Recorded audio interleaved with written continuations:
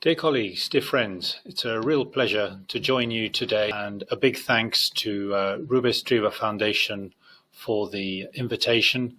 I'm just sorry I'm not able to be with you today in Rome, and I'm addressing you from here in a rainy and cold Bilbao.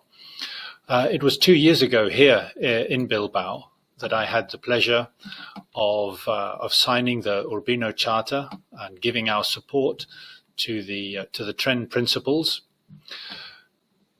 The work with social partners and other actors is really in our DNA at EU-OSHA. We work very closely with INAIL, with the trades unions, with the employers, and with other organizations such as the Foundation. And it really is the key to success in occupational safety and health. We know how important occupational safety and health is, and this is something that we need to broadcast, we need to promote all the more now in these difficult times. Clearly, the priorities at European level are defence and competitiveness, and here we have a strong message to say that we need to ensure that Europe's workers are able to be safe, healthy and productive. Unfortunately, in Europe every day, 9 workers die from fatal injuries and 600 people die due to a work-related illness sometime during their working life.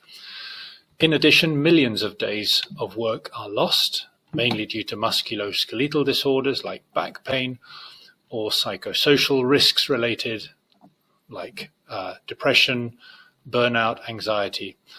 And the best estimates put this at an economic loss equivalent to 3% of GDP. So simply we cannot afford to continue with this burden, and occupational safety and health needs to be better promoted, better put into practice. All the more so when we consider the changes that we're going through in society and the 3 transitions that we've identified at European level: the digital transformation, climate change, and the aging of our societies. We've been working intensively on all of these. The current Polish presidency is putting a particular focus also on the aging of society. If we look ahead to the next 10 years, we have some of the most important aging.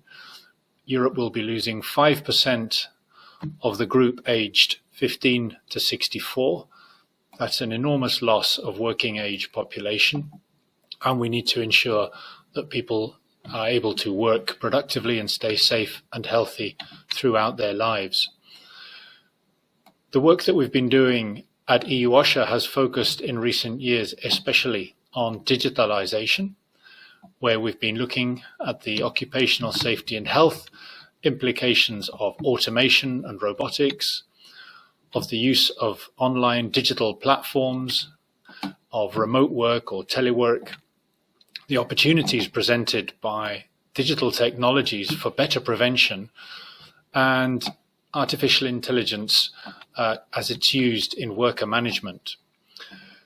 So we're currently in the 2nd year of our Healthy Workplaces campaign on digitalization, and we've covered all of these themes as priority areas. The current priority area is the use of artificial intelligence in worker management.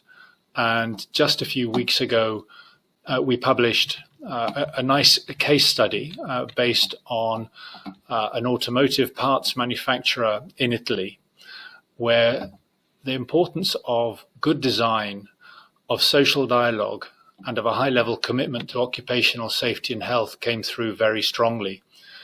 The key message was that this technology is successful and can bring benefits when it's properly implemented. That means properly designed, rolled out, putting the human at the center of the process, ensuring good worker participation and consultation.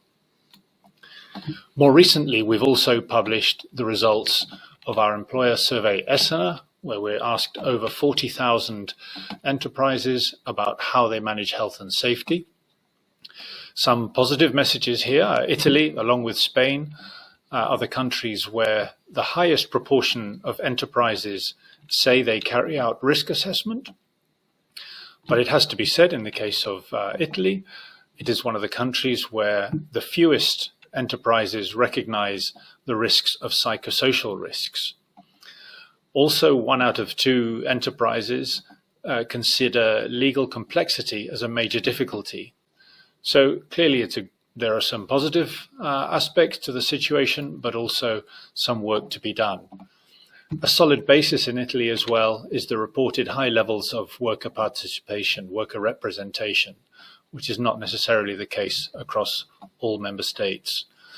I would encourage you to log on to our website and investigate further the results of this survey and all the other information that we have, and get involved in our campaign if you haven't already. For me, that's all I wanted to say to you today, other than to wish you all the best for the event and to say that I'm really looking forward to continuing our collaboration and seeing you again soon, hopefully in person. Goodbye.